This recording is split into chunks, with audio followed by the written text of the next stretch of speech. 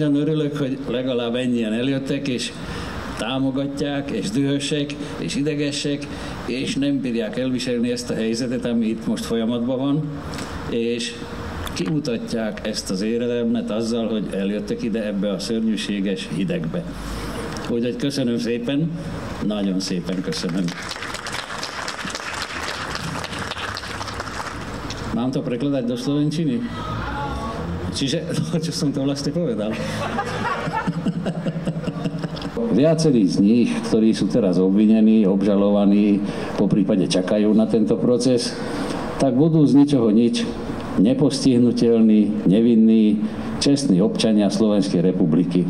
Dokonca niektorí z nich poslanci parlamentu, možno prezident a tak ďalej. A keď nebude brzda, tak tá mafia bude rásť.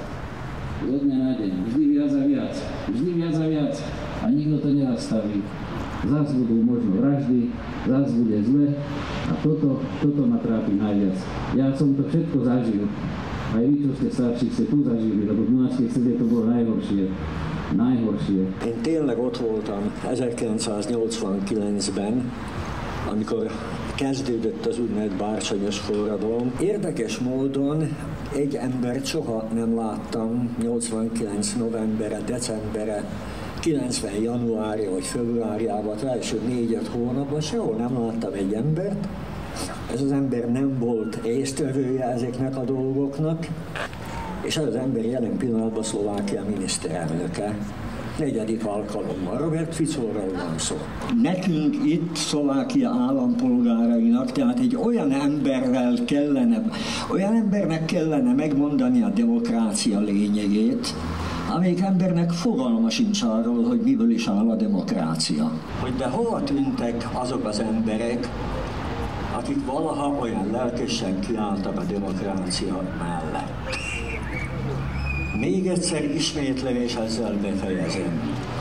Robert Ficót nagyon nehéz lesz meggyőzni arról, vagy elmesélni neki azt, hogy mit jelent az a szó és az a fogalom, hogy demokrácia. Valóban sok ember kell, nagyon sok ember összefogása kell ahhoz, hogy megértse, hogy nem csak kis rétegei vannak a szlovák társadalomnak, amelyik azt mondja, hogy nem kell lesz nekünk, hanem a szlovák társadalomnak a nagy egésze is azt mondja, hogy köszönjük szépen, de ebből nem kérünk. Som rád, že sme sa stretli, som rád, že tu vidím aj deti.